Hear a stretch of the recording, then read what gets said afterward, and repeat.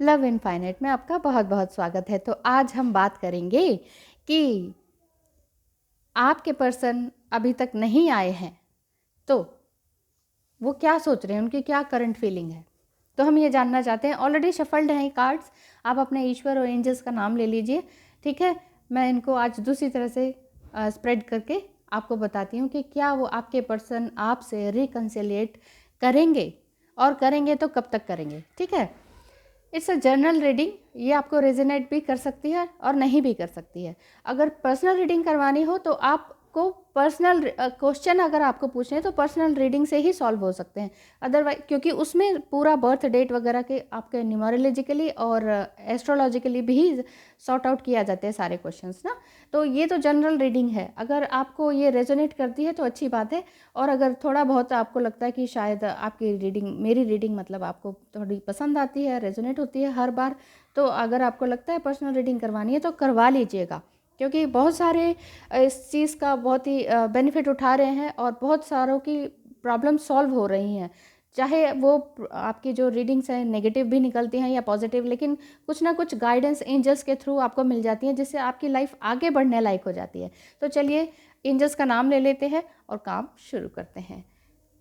Ishwar please guide करें जिनके भी हस्बैंड या डीएम अभी तक नहीं आए हैं तो रिकन्सिलिएट करने के लिए वो क्या कदम उठा रहे हैं। देखिए, पूरी तरह से कदम उठाने के लिए वो रेडी हैं। क्लियर है? पूरी तरह से कदम उठाने के लिए बिल्कुल रेडी हैं वो। बहुत सारी मुसीबतें उनके पास आ रखी हैं, चाहे वो फाइनेंशियल है, घर की है, या कोई थर्ड पार्टी सिचुएशन है। वो ये समझ चुके हैं कि आपका, देखिए आपके जो सोल कनेक्शन है वो वहाँ तक तो पहुँच गया। चाहे आप उनके डीएम हैं या ट्विन फ्लेम है या नहीं है या सोलमेट है, सारे ये सोल कनेक्शन ही तो है। सोल कनेक्शन के अंदर ही 12 टाइप के सोल कनेक्शन होते हैं, उसी के अंदर ट्विन फ्लेम भी आता है, सोलमेट भी आता है। तो आप जो भी हमारा सोल कनेक्शन है, इवन कार्मिक भी आता है।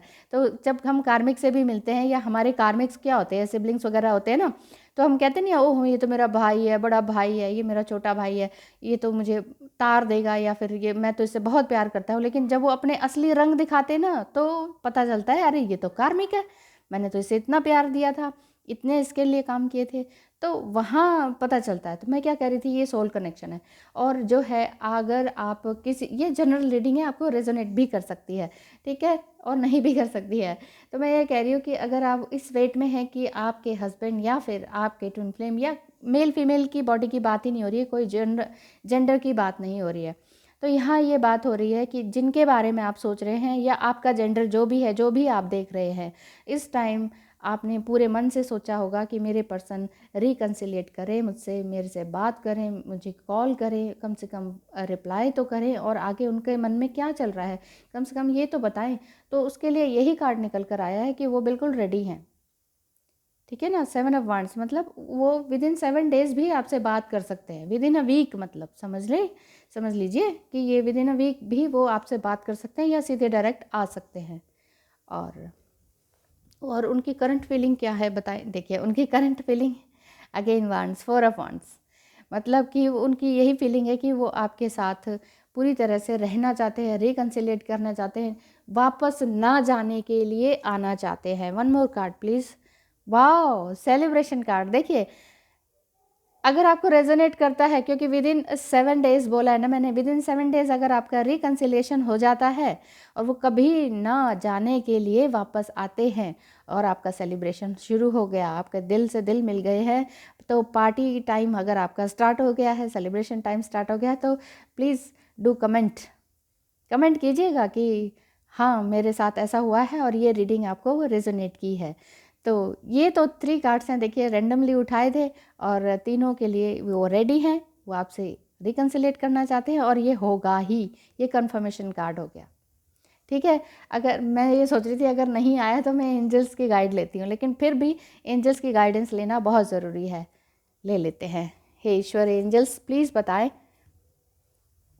प्लीज़ बताएं। वॉयज ऑफ द हार्ट, अपने हार्ट को बहुत ही खूबसूरती से सजा रखा है आपने उनके लिए, आप उनके लिए काम कर रही हैं, या कर रहे हैं, मतलब मैं बता रही हूँ ना, जेंडर की बात है ही नहीं।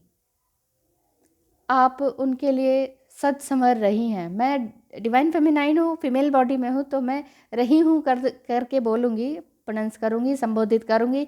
तो आप देख लीजिएगा कि आपको क्या समझना है, क्योंकि आप जो भी हैं आप देख रहे हैं, ठीक है। मैं ये कहना चाह रही हूँ कि इस कार्ड का मतलब है कि आपने अपने दिल को उनके लिए संभाल कर रखा हुआ है, पूरी तरह से प्यार में भरे हुए हैं, और अफर्मेशंस भी भेजते हैं कि अनकंडीशनल लव की, कि आई लव यू करके आप हमेशा बोलते हैं, सोते जागते हर समय बोलते हैं। आपकी इंट्यूशन में वो है, आपके दिल दिमाग आँखों में वो हैं। अफर्मेशंस आप भेजते हैं प्यार भरी, अनकंडीशनल लव आप अपने आप को उनको स्प्रेड करते हैं, फैलाते हैं, फेंकते हैं, यूनिवर्स में भेजते हैं, इन द एयर, है ना। तो आप पूरी तरह से अपने आप को कंबाइन करके रखे हुए हैं, बांध के रखे हुए हैं, बैलेंस बना के रखे हुए हैं कि हाँ, मैं अपने इमोशंस को पूरी तरह से काबू में करके रखी हूँ, और मैं अब डिज़ायर की भी एनर्जी में नहीं हूँ। मैं बहुत ज़्यादा भी नहीं चाहती, लेकिन कम से कम ये चाहती हूँ कि वो मुझसे रिकन्सिलिएट करें, और जल्दी करें, क्योंकि मेरी उनके प्रति जिम्मेदारी है और उनकी भी मेरे प्रति जिम्मेदारी है, और क्योंकि हमारा सोल कनेक्शन है। आप उन्हें बहुत सारा प्यार भेज रहे हैं, अनकंडीशनल लव भेज रहे हैं, तो ये कन्फर्मेशन आपके लिए बनता ही है कि आपके लिए ईश्वर कह रहे हैं कि ये ज़रूर पूरा होगा। Love flows through you and to you, आपके ही द्वारा प्यार भेजा जा रहा है, आप ही के अंदर प्यार है, मतलब आप खुद लव बन गए हैं। कहते नहीं कि don't search love, be love. प्यार बन जाइए, प्यार मांगिए मत, प्यार के पीछे मत भागिए, प्यार को चेज मत कीजिए, आप खुद ही प्यार बन जाइए, अपने आप आएंगे। और ऐसा फील कीजिए कि आए ना आए, मेरे पास ऑलरेडी उनका प्यार है, मैं कंप्लीट हूँ। जब आप ये फील करते हैं ना, तब वो अपने आप आते हैं, और आपको खुद ऐसा एहसास होने लगता है कि ये क्या, जब मैंने कहा कि ठीक है मुझे नहीं चाहिए, I am fully satisfied with my emotions and feelings towards him, तो आपके पास वो खुद ही दौड़े चले आते हैं, और रिकन्सिलिएशन आपको अचानक हो जाता है, और आपको जिस दिन आपने सोचा भी नहीं होगा। मान लीजिए आप पूरी तरह से तैयार हैं, रेडी हैं, और आप सोच रहे हैं आज के दिन तो आ जाए, आज तो ये डे है, आज इस दिन आ जाए, आज तो ये डे है, मतलब बर्थडे है, एनिवर्सरी है, या आपके मिलने का कोई दिन था, या कोई ऐसा डे था जब आप कभी मिले थे, या आप दोनों को वो डेट याद हो।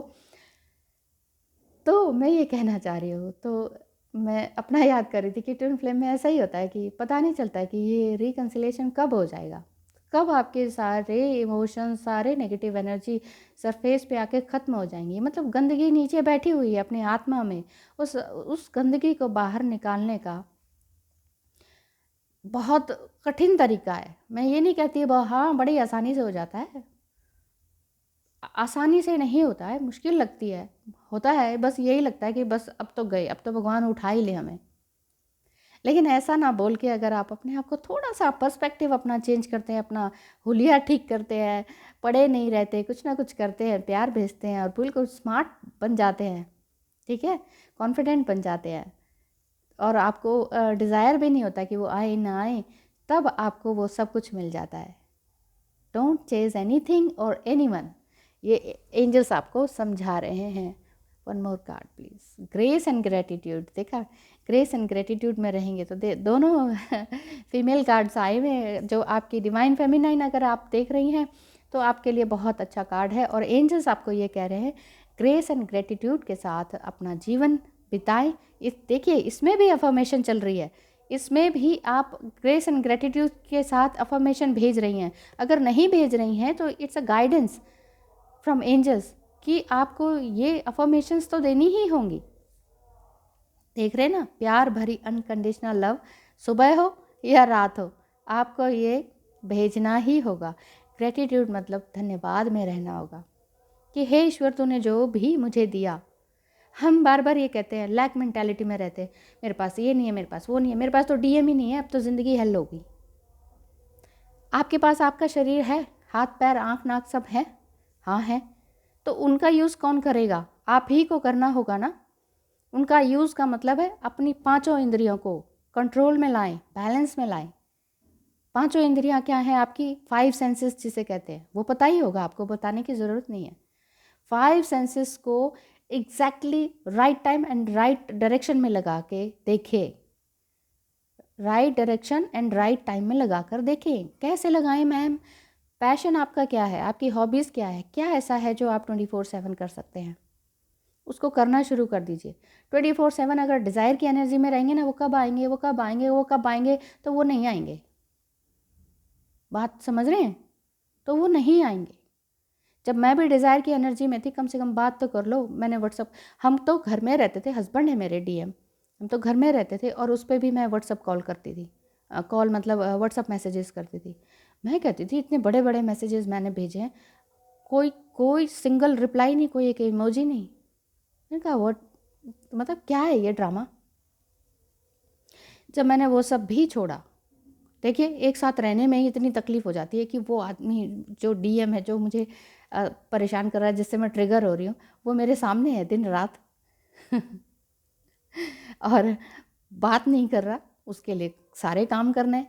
वो सब भी छोड़ा मैंने, नहीं मैंने कुछ नहीं करना, इस डीएम के लिए कुछ नहीं करना। जो ये मेरी भावनाओं को, मेरी फीलिंग्स को, मेरे इंटेंशन को रिस्पेक्ट नहीं दे सकता, उसके लिए मैंने कुछ नहीं करना। मैंने सब कुछ छोड़ दिया था।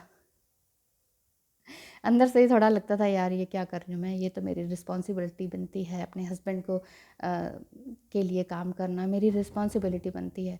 लेकिन मैंने देखा जब तक बिछे रहो तो बिछे रहने वाली बात है, फुटमैट बन जाते हैं। चेंज कीजिए अपने आप को। देखिए मैं कहाँ तक पहुँच गई, मैं फुटमैट ही समझती थी अपने आप को, और मैं कहती थी क्या मैं फुटमैट हूँ, क्या मैं कारपेट हूँ? तो वहाँ से जवाब आता था हाँ तो मैं यही कहना चाह रही हूँ, और एंजल्स आपको यही कहना चाह रहे हैं, ग्रेस एंड ग्रेटिट्यूड के साथ रहिए। हमेशा ये मत कहिए मेरे पास ये नहीं है, वो नहीं है, वो मुझे रिस्पेक्ट नहीं देता है, वो मुझे रिस्पेक्ट नहीं देता है, सब मुझे मार रहे, गाली दे रहे, ये कर रहे, वो कर रहे। जब तक आप अपने आप को मारते रहेंगे ना, आपका भला कभी नहीं होगा। एंजल्स आपको यही कह रहे हैं। अच्छी अफर्मेशन दीजिए, अपने आप को, बॉडी को, अपनी माइंड को, अपनी सोल को संवारिए, क्योंकि you are the unique one. आप बहुत यूनिक हैं। आप अपने आप को क्रिएट कर सकते हैं, आप अपना भाग्य अपने आप में लिख सकते हो। हथेलियाँ देखें, हथेलियों में अपना भाग्य आपके खुद की हथेलियों में है। Change your perspective, change is everything, change is permanent. ये मत कहिए परमानेंटली मेरे पास आ जाए। परमानेंटली आप चेंज क्यों नहीं हो जाती हैं? Change your perspective. मत रोइए, मत कीजिए ऐसा अपने साथ। सबसे पहले हम बुरा अपने साथ करते हैं, दूसरा तो बाद में करता है। दूसरा एक बार बुरा करता है और उसको हम 1000 बार रिपीट कर लेते हैं, लाख बार रिपीट करते हैं, और रिपीट करते जाते करते जाते करते जाते वो पास्ट का बोझ लिए घूमते रहते हैं।